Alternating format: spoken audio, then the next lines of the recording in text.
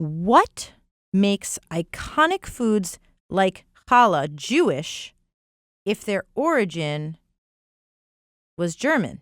I'm just ready for Jeffrey to unleash. Oh my gosh. He's going to unleash. Welcome to Meet Me at the Deli, a food advice podcast where the pickles and slaw are always free. I'm Liz. And I'm Jeffrey. Every episode, we're answering your burning food and culinary questions, and we're sharing stories and insights from years working in the industry and living in our self-made shtetl. Let's just provide just like a little bit of context here, which is that Lainey from Tampa is implying that the origin of challah really is a German bread, not an explicitly Jewish bread. So what makes a food Jewish? I think that's the question. Yeah, this is a great question. We actually have a debate. We've had an ongoing debate for years about our so even just the term Jewish, right? I think we tend to use when it's a specific food. You know, like let's just talk about kasha, for example. We'll often say, Eastern European or Ashkenazi Jewish, but in challah, I can say that's one of those foods that now has kind of transcended ethnic identity. It's become, if you go, around the world, within Jewish culture, challah has become so ubiquitous. It's been embraced in some ways. It's become part of this like extended Jewish. So I would say that you can really make the case that just from a descriptivist perspective, you go to any community around the world, and most of them, maybe if you go to Ethiopia, it might be different. You go to India, but most places around the world, challah will be served on the Sabbath. Origin or not, it is there. Yeah. It is omnipresent. Anthropologically speaking, it's a complicated approach to take. So I celebrate Christmas every year by eating Chinese food in the Jewish style. And to me, like, that is a Jewish ritual. It's not a Jewish food, right? But so it becomes complicated. I love this question from Lainey because I think about this all the time. And I tend to think that there are very few foods that have any Jewishness inherent in them. Right. It's the feeling we get from these foods that we ascribe to them that make them like this. So the example, challah is a good example. Can you guess the example I like to use? Pickles. Pickles. Like, I grew up. Come on. And did you grow up thinking pickles were Jewish? Of course. Yeah. I grew up thinking pickles were like the most Jewish food imaginable. Right. Lower East Side, barrels, kosher dills, crossing pickles. Delancey. Hey. Right? You're at the deli. Boom, pickles. Yeah, pickles on the plate. It's just part of the everyday. And guess what? Well, all around, the world, people eat pickles. But when I went to Poland for the first time, every single meal, pickles, and all the Poles, they were eating the same kinds of pickles. Sour, they got their half sours. They were eating sauerkraut with every meal, and this thing that felt so much a part of my Jewishness and my Jewish identity, this food that felt so Jewish, was also Polish. It was also Lithuanian. It was also Hungarian. It was also German. And I really had to contend with that. What actually is Jewish about these foods? And it turns out like very little. It's just, the many Jewish picklers and immigrants came and started selling pickles, and we became identified with them. Challah, like the joke I always make is if you go and get some brioche at Trader Joe's, it kind of tastes just like the challah. Sure, there's butter and there's some dairy in there. It's kind of just brioche, braided, and it's dairy-free. So that's kind of my take on it, and that maybe it's simplifying it. No, I don't even know if it is. Yeah. Yeah, I mean, look, I'm with you on this, and there is this argument to be made that there are some foods that have a fundamental Jewishness to them.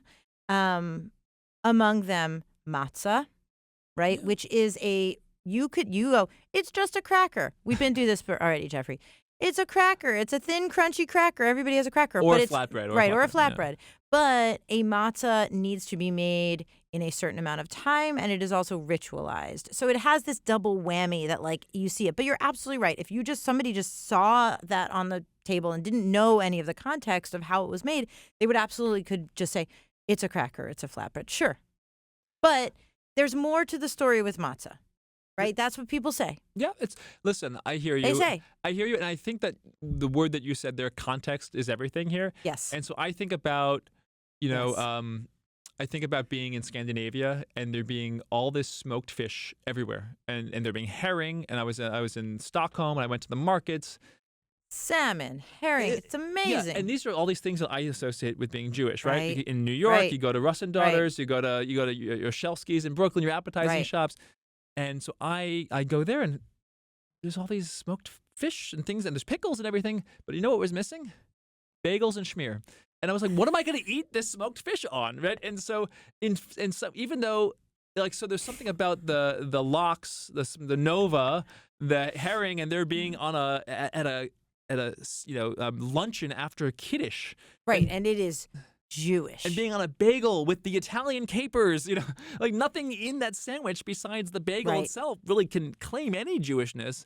And even the bagel, there's questions, right? But the together and the context in which we eat it, the experience is what makes it, and the way that we love it.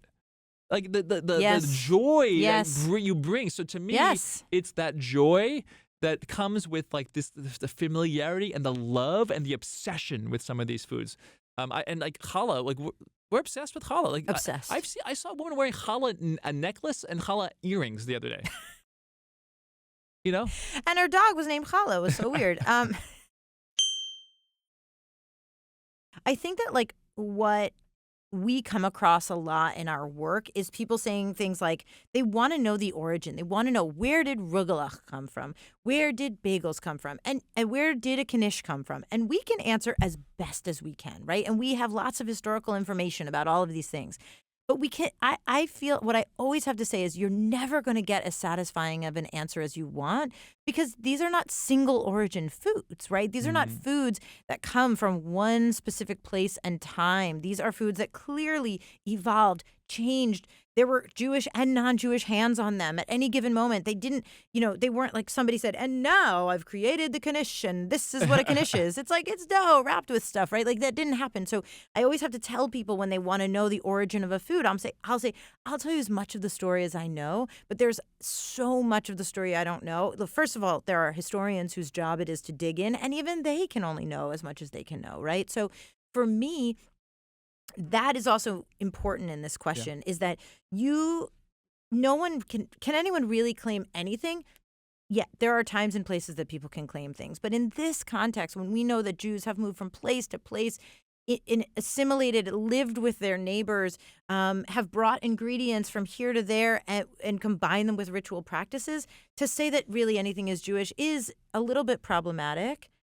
Without the context, without the rest of that story. So in America, pickles are Jewish because Jews popularized them here, because they're called kosher dills at your standard grocery store. But is a pickle Jewish? So, no. I appreciate what you said, and I'll just say a couple things. One is, I think what we struggle to appreciate is that Jews were the popularizers of a lot of these foods. We were the spreaders, the transmitters. Right. So, so in New York, while pickles were enjoyed by many, they were popularized here. I mean, there were Dutch immigrants beforehand who brought pickle traditions, and Germans, but they were really popularized in the New York consciousness, right, by the Jewish community here. That said, when I went to the Rosendale Pickle Fest in 2008, and I was there with lacto-fermented sour pickles, I was in a sea of vinegar brine pickles, and it was the least Jewish place that I've ever been. And the least Jewish place he's ever been. And here I was, like the only with the only Jewish pickle in the bunch. Right. And you're at a pickle festival. I'm at a pickle festival. And we should go. So the thing is, I think there's a whole pickle culture and tradition in the South, in the Midwest, that has nothing to do with Jewishness. Absolutely. It's this particular style of pickling that we have here in New York that makes a lot of Jewish people feel, hey, this is me. But it makes other people feel like it's them too. And I think we need to hold that too. Yeah. Yep. Interesting. Laney, great question. Cool question. Could talk about this all day. Yeah. Definitely have. We just confirmed that we are going to be doing a live taping of Meet Me at the Deli at the Borscht Belt Festival on July 26th in Ellenville, New York. Very exciting. I am so excited because we love the Borscht Belt. Full stop. Liz, what is Full stop. What is the Borscht Belt? The Borscht Belt is a region of upstate New York that that once was the vacation destination of New York City's Jews and many other communities, by the way. But it was a string of hotels, retreat centers, bungalow colonies. And it is famously known for a couple of things. This region that really thrived around 1920s to 1960s, I would say, was the heyday. These gorgeous hotels, the Nevele, which some of you may have been to. These were hotels that were known for incredible comedy and huge portions of food. Huge portions of food. We're talking about breakfast, not even breakfast buffet. Forget the buffet.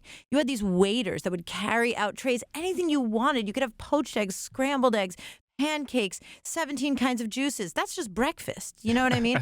It was multi-course meals, and these were very Jewish places. Do you know what my favorite term for the Borscht Belt is? Like the region? The sour cream Sierras. Yeah. So one of the existing terms there. Yeah, we both have these connections to this place. And the Borscht Belt Fest, by the way, is put on by the Borscht Belt Museum. Yes. And the museum, we've been connected to the museum. We've been at the Borscht Belt Fest. And multiple times. It's telling the story of this region and this really particular slice of Jewish immigrant American history. And so it's what a fitting place for us to talk, meet me at the deli, to this community, to this place, and to have some really good conversations while we're there. Yeah, and I just would say, for me, any excuse to be upstate New York in the summer, come on. Yeah. Yeah. Okay.